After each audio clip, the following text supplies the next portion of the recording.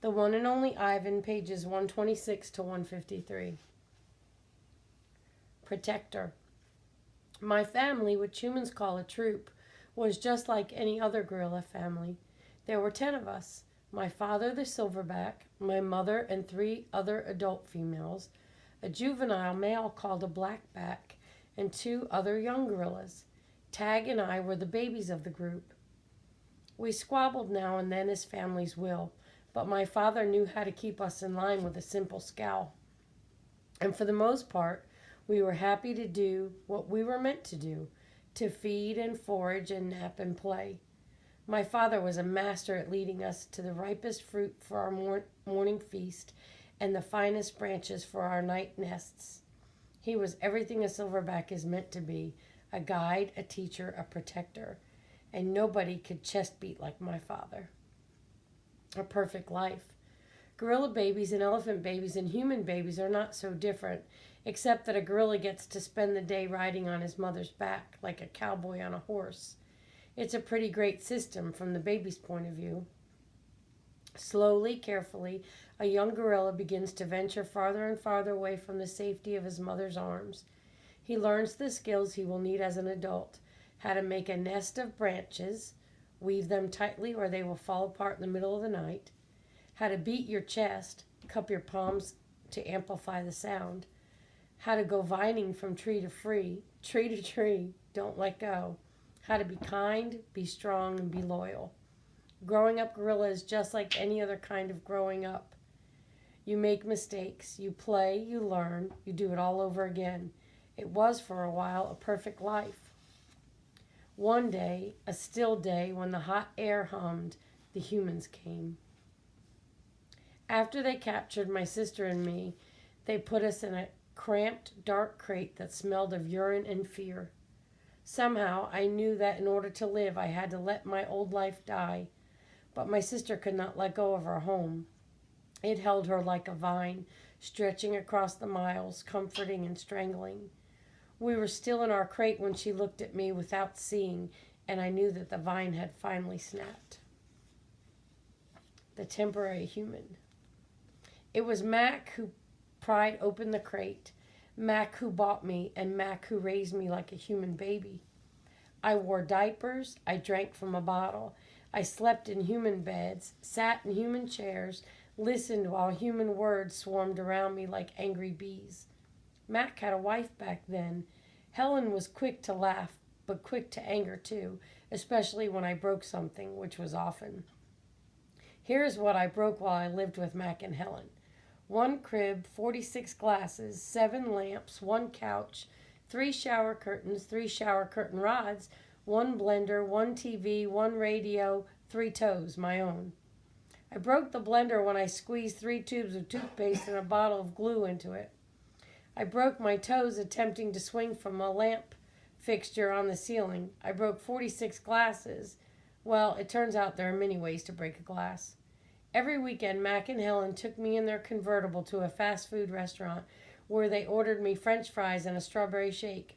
Mac loved to see the expression on the cashier's face when he drove up and said, "Could I have some extra ketchup for my kid?" I went to baseball games, to the grocery store, to a movie theater, even to the circus. They didn't have a gorilla. I rode a little motorbike and blew out candles on a birthday cake. My life as a human was a glamorous one, although my parents, traditional sorts, would not have approved. Hunger. In my new life as a human, I was well tended. I ate lettuce leaves with Thousand Island dressing and caramel apples and popcorn with butter. My belly ballooned. But hunger, like food, comes in many shapes and colors. At night, lying alone in my poo pajamas, I felt hungry for the skilled touch of a grooming friend, for the cheerful grunts of a play fight, for the easy safety of my nearby troop foraging through shadows. Remember what happened to Tag, I told myself. Don't think about the jungle. Still, sometimes I lay awake wishing for the warmth of another just like me, asleep in a night nest of tender prayer plant leaves. I liked having sips of soda poured into my mouth like a bubbling waterfall, but every now and then I longed to search for a tender stalk of arrowroot, to feel the tease of a mango just out of reach. Still life. One day Helen came home with something large and flat wrapped in brown paper. Look what I bought today, she said excitedly as she tore off the paper. A painting to go over the living room couch. Fruit in a bowl, Max said with a shrug. Big deal. This is fine art. It's called a still life, Helen explained, and I think it's lovely. I dashed over to examine the painting, marveling at the colors and shapes. See, said Max's wife, Ivan likes it. Ivan likes to roll up poop and throw it at squirrels, Max said. I couldn't take my eyes off the apples and bananas and grapes in the picture. They looked so real, so inviting, so edible. I reached out to touch a grape, and Helen slapped my hand. Bad boy, Ivan, don't touch. She jerked her thumb at Mac. Honey, go get a hammer and nail, would you? While Mac and Helen were busy in the living room, I wandered into the kitchen. A cake covered in thick chocolate frosting sat on the counter. I like cake. Love it, in fact. But it wasn't eating I was thinking about. It was painting. The frosting peaked and dipped like waves on a tiny pond. It looked rich and gooey, dark and smooth. It looked like mud. I scooped up a handful of frosting. I scooped up another. I headed to the refrigerator door. It was perfect. An empty, white waiting canvas. The frosting wasn't as easy to work with as jungle mud. It was stickier and, of course, more tempting to eat. But I kept at it. I scraped off every last bit of that frosting. I may have eaten a little cake, too. I don't remember what I was trying to paint. A banana, most likely. I suppose I knew I was going to get in trouble. But at that moment, I just didn't care. I wanted to make something, anything, the way I used to. I wanted to be an artist again. Punishment. I soon learned that humans can screech even louder than monkeys. After that, I was never allowed in the kitchen. Babies. Back in those days, the Big Top Mall was smaller. It had a pony ride, a wooden tram that bustled around in the parking lot, a few bedraggled parrots, and a surly spider monkey. But when Mac bought me, a baby gorilla dressed in a crisp tuxedo, to the mall, everything changed. People came from far and wide to have their pictures taken with me. They bought me blocks and a toy guitar. They held me in their laps. Once I even held a baby in mine. She was small and slippery. Bubbles flowed from her lips. She squeezed my fingers. Her rear was puffy with padding. Her legs bowed like bent twigs.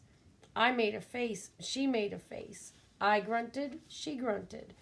I was so afraid she would fall that I squeezed her tightly and her mother yanked her away. I wonder if my mother ever worried about dropping me. We always held on, but that's easier to do when your mother is furry. Human babies are an ugly lot, but their eyes are like our babies' eyes.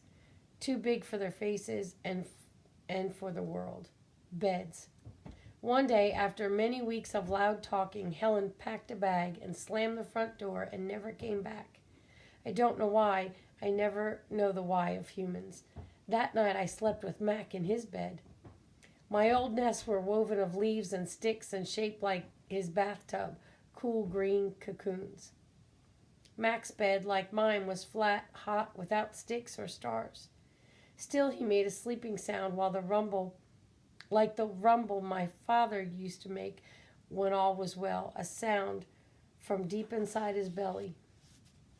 My place. Mac grew sullen. I grew bigger. I became what I was meant to be, too large for chairs, too strong for hugs, and too big for human life. I tried to stay calm, to move with dignity. I did my best to eat daintily, but human ways are hard to learn, especially when you're not a human. When I saw my new domain, I was thrilled, and who wouldn't have been? It had no furniture to break, no glasses to smash, no toilets to drop Mac's keys into. It even had a tire swing. I was relieved to have my own place. Somehow, I didn't realize I'd be here quite so long. Now I drink Pepsi, eat old apples, and watch reruns on TV. But many days I forget what I'm supposed to be. Am I a human? Am I a gorilla? Humans have so many words, more than they truly need. Still, they have no name for what I am. 9,876 days. Ruby is finally asleep. I watch her chest rise and fall. Bob, too, is snoring. But my mind is still racing. For perhaps the first time ever, I've been remembering. It's an odd story to remember, I have to admit. My story has a strange shape, a stunted beginning, an endless middle. I count all the days I've lived with humans. Gorillas count as well as anyone, although it's not a particularly useful skill to have in the wild. I've forgotten so many things, and yet I always know precisely how many days I've been in my domain. I take one of the magic markers Julia gave me. I make an X, a small one, on my painted jungle wall. I make more X's and more. I make an X for every day of my life with humans. My marks look like this. The rest of the night I mark the days, and when I am done, my wall looks like this. And so on, until there are 9,876 X's marching across my wall like a parade of ugly insects. A visit. It's almost morning when I hear steps. It's Mac. He has a sharp smell. He weaves as he walks. He stands next to my domain. His eyes are red. He is staring out the window at the empty parking lot. "Ivan, my man," he mumbles. "Ivan," he presses his forehead against the glass. "We've been through a lot, you and me." A new beginning. We don't see Mac for 2 days. When he returns, he doesn't talk about Stella. Mac says he is anxious to teach Ruby some tricks. He says the billboard is bringing in more visitors. He says it's time for a new beginning. All afternoon and into the evening, Mac works with Ruby. Ruby's feet are looped with ropes so that she cannot run. A heavy chain hangs off her neck. Mac shows her Stella's ball, her pedestal, her stool. He introduces her to Snickers. When Ruby obeys Mac, he gives her a cube of sugar and a bit of dried apple. When she doesn't, he yells and kicks at the sawdust.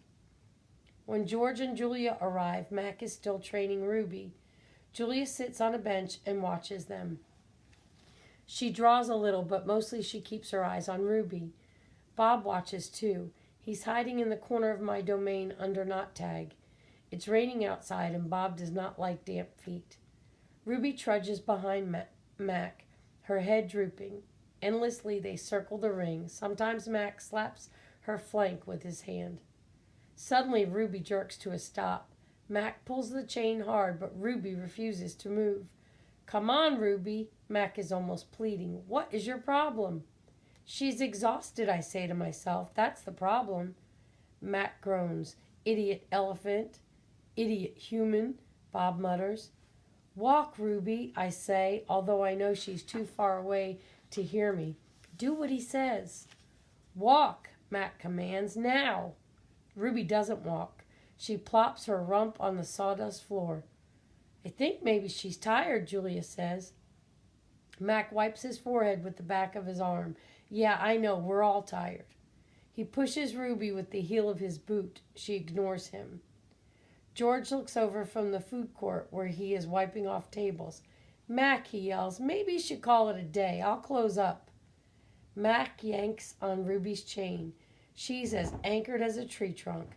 He pulls harder and falls to his knees. "That does it," Mac says. He brushes sawdust off his jeans. "I'm through playing around." Mac stomps off to his office. When he returns, he is carrying a long stick. The gleaming hook on its end is almost beautiful, like a sliver of moon. It's a claw stick. Mac pokes Ruby with the sharp point. Not hard, just a touch. I can tell he wants her to see how much it can hurt. I growl low in my throat. Ruby doesn't budge. She is a gray, unmoving boulder. She closes her eyes, and for a moment I wonder if she might have fallen asleep. "I'm warning you," Mac says. He breathes out, and he stares at the ceiling. Ruby makes a huffing sound. "Fine," Mac says. "You want to play it that way?" He draws back the claw stick. "No!" Julia cries. "I'm not going to hurt her," Mac says. "I just want to get her attention." Bob snarls. Mac swings. The hook slices the air just a few inches above Ruby's head. See why you don't want to mess with me, Mac says. He draws back the claw stick again. Now move! Ruby jerks her head, flinging her trunk toward Mac. She makes a noise that sends the sawdust scattering. It makes my glass shiver. It is the most beautiful mad I have ever heard. Ruby's trunk slaps into Mac. I don't see exactly where she strikes him. Somewhere below his stomach, I think. And I know he must be uncomfortable because Mac drops the claw stick and falls down on the ground and curls into a ball and howls like a baby. Direct hit, Bob says.